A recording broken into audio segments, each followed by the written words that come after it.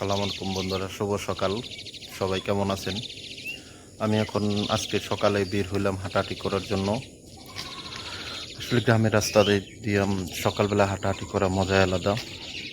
পাখিদের কিচিরমিচির ডাক এবং পাশাপাশি গ্রামের বিশুদ্ধ বায়ু, আবহাওয়া অনেক। দেখেন পাখিগুলো কি সুন্দর ডাকাডাকি করছে। পাখিদের কোলাহলে গ্রামের আশপাশগুলো খুব মুখরিত হয়ে থাকে। অনেক পাখি বসে আছে বিদ্যুতের তারে। তারপরে দেখেন নাম অজানা কত রঙের ফুল ফুটে আছে। আসলে গ্রামের রাস্তায় হাঁটার সময় এগুলা চোখে পড়ে। এগুলো ফুল দেখতে অনেক সুন্দর, কিন্তু নাম অজানা।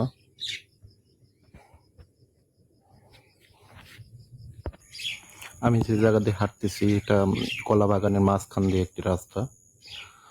দেখেন গাছে গাছে কত কলার ধরে আছে।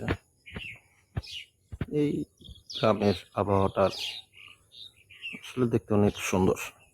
দেখেন আরো কত পাখি বসে আছে, কিচিরমিচির করে ডাকছে। সকালবেলা পাখিদের ডাক আসলেই খুবই মনোমুগ্ধকর থাকে। পাখিগুলো আসলে অনেক তেন্দর। আমি যখনই ভিডিও করতে যাই তখনই ফুরুত করে উড়ে চলে যায়। দেখেন এটা একটা ধানি জমি। এখানে হাল চাষ করা হয়েছে। এখানে ধান লাগানো হবে। হয়তো কিছুদিনের মধ্যে এখানে দেখা যাবে ধানের চারা রোপণ করা হবে। এটা হলো একটা মাছের পুকুর। এখানে অনেক মাছ আছে। এটা আসলে যাদের পুকুর তারা এখানে মাছ চাষ করে থাকে। এখানে পানি থাকে সারা বছর। এখানে তারা বিভিন্ন প্রজাতির মাছ চাষ করে থাকে।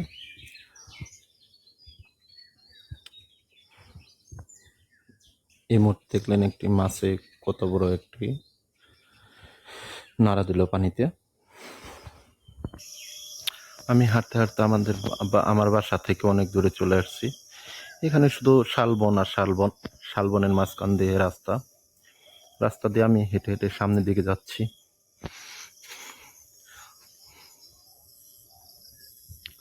এগুলো হলো ধানের চারা। এগুলাই ধান ক্ষেতে লাগানো হবে। এগুলো রোপণ করা হলে এদের বড় হয়ে এগুলো গাছপালার মধ্যে সবচেয়ে বেশি গাছপালা হয়েছে শালবন। শালবনের গাছগুলো সোজা বাঁকা, তারা সব রকমের গাছই হয়ে থাকে। এই জমিটা দেখেন সম্পূর্ণ শুকনা খড়খড়া। সম্ভবত এই জমিতে চাষাবাদ করা হবে না। এই জমিতে পানি নেই।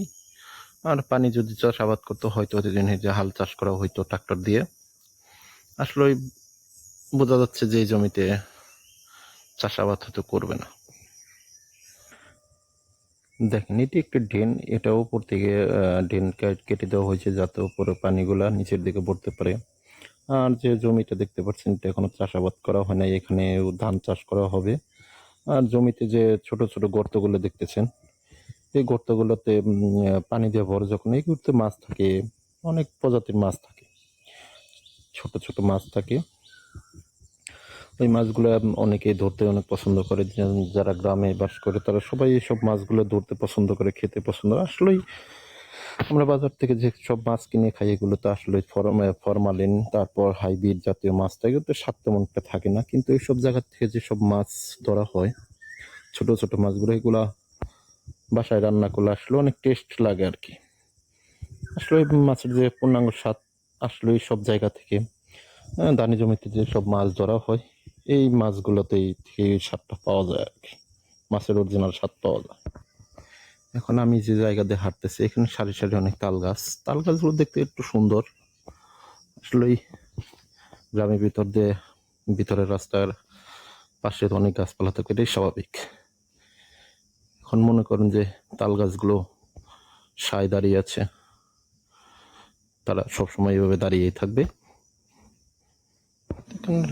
গাড়ি দিয়ে অনেক মানুষ যাতায়াত করে। গ্রামের গাড়িগুলো এগুলো অটো এগুলোই থাকে, এগুলো আর কি রাস্তাঘাটে এগুলোতে মানুষ সারি সারি তাল গাছের মধ্যে সবচেয়ে বড় তাল গাছ হলো এটাতে মেবি, হ্যাঁ এটাতে তাল আছে। দেখা যাচ্ছে না ঠিক মতো, কিন্তু এই গাছে তাল আছে, এই একটু দেখা যাচ্ছে, অল্প অল্প দেখা যাচ্ছে এই গাছে তাল আছে। এই তালগুলো, তালের শ্বাসগুলো খেতে অনেক মজা। আরো একটু ফুলের সাথে আপনাদের পরিচয় করে দিই। ফুলটির নাম হচ্ছে লজ্জাবতী ফুল। এটাকে যখন টাচ করা হয়, ছোঁয়া দেওয়া হয় না, লজ্জায় চুপসে যায়। ঠিক আছে, একটা লং একটি জমি, অনেক লম্বা। এই জমিতে এখনো চাষাবাদ করা হয়নি, হয়তো কিছুদিনের মধ্যে এই জমিতে চাষাবাদ করা হবে। চাষাবাদের পর এখানে চাষ করা হবে আর কি। দেখি আমরা আরো সামনে হাঁটি, আমরা আরো অনেক কিছু দেখতে পারবো ইনশাল্লাহ। দয়া করে সবাই সাথে থাকুন। আর আসলে আমি, আমার লাইফে ফার্স্ট টাইম ব্লগ ভিডিও বানাচ্ছি। আমার ভয়েস হয়তো অতটা সুন্দর না, ঠিক আছে, আমি তেমন একটা কথা বলতে পারি না ক্যামেরার সামনে, ক্যামেরার পিছনে। ঠিক আছে, সবাই ভুল ত্রুটিগুলো ক্ষমা স্বরূপ দৃষ্টিতে দেখবেন। আমার লাইফে ফার্স্ট ব্লগ আমি করতেছি, এই আর কি। হয়তোবা যদি ব্লগ ভিডিও কন্টিনিউ করতে থাকি, তাহলে হয়তো আস্তে আস্তে ঠিক হয়ে যাবে।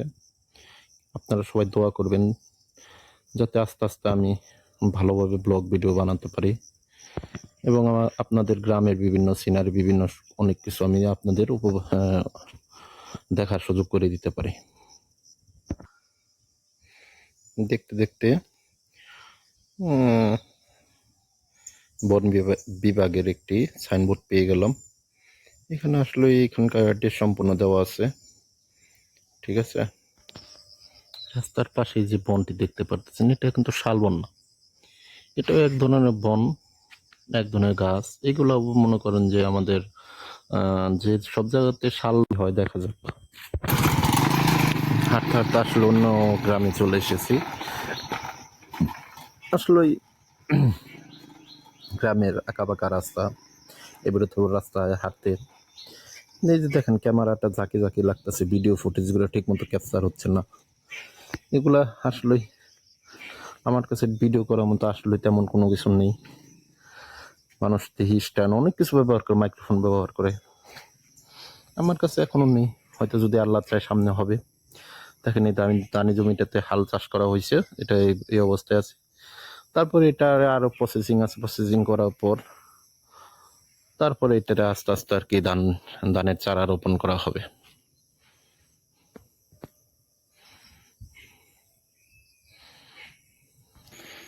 আমি এখন যে জায়গাটা দাঁড়িয়ে আছি, এই জায়গাটা আসলে অনেক খোলামেলা। এখানে দেখেন ধানি জমিগুলোর যে হাল চাষ করা হয়েছে, হাল চাষ করে এগুলো পানি আটকে রাখা হয়েছে। হয়তো সামনের দিকে এগুলোতে মনে করেন কিছুদিনের মধ্যে এটার চারা রোপণ করা হবে, এটার আর প্রসেসিং করতে হবে তারপর আর কি। এই এক ছোট ভাই স্কুলের দিকে হেঁটে যাচ্ছে, স্কুলের সময় হয়ে গেছে।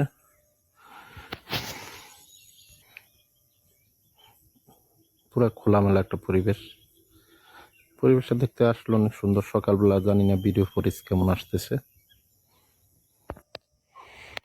জঙ্গল পার হয়ে সামনে একটি ছোট কালভার্ট আছে, এই কালভার্টের খোলামেলা, চারদিকটা খোলামেলা পরিবেশ। এই কালভার্টে বিকেলবেলা গরমের মধ্যে বসে আড্ডা দিতে আসলে অনেক মজা, অনেক বাতাস পাওয়া যাবে। আশেপাশটা একদম খোলামেলা, একদম খোলামেলা। এটা হচ্ছে যে আমি আমার বাসা থেকে প্রায় 1 থেকে 1.5 কিলোমিটার হেঁটে এসে জঙ্গল পার হয়ে তারপর আমি আর কি এই খোলামেলা কালভার্টটির সামনে আসলাম। কালভার্টটি ছোট, তো কালভার্টের নিচে বড় একটি গর্ত আছে। সেই গর্তে আসলেই এখানে অনেক পানি জমে থাকে আর কি। আশেপাশে কোনো দানি জমিতে যে পানি লাগে, এইখান থেকে পানি সেচ দিয়ে নিয়ে থাকে। আর এখানে আমি যতদূর শুনেছি, এখানে নাকি অনেক মাছ পাওয়া যায় সেচার সেচ দেওয়া হলে আর কি। কালভার্টটি ছোট, তেমন একটা বড় না। কালভার্টের আশেপাশে মনে করেন যে এই বেশ কিছু খোলামেলা জায়গা। এই সামনে আছে একটা গ্রাম। এটা হলো কালভার্টের নিচের গর্ত। এই গর্তে অনেক মাছ থাকে আর কি। এই গ্রামে বা এলাকার যারা আছে তারা এখানে সেচ করে কিন্তু অনেক মাছ ধরে থাকে আর কি। আমি যে অংশে এখন দাঁড়িয়ে আছি সেখান থেকে কালভার্টটা সম্পূর্ণ দেখা যাচ্ছে এবং কালভার্টের নিচের অংশ আমি আপনাদের দেখানোর জন্য এদিকে আসলাম।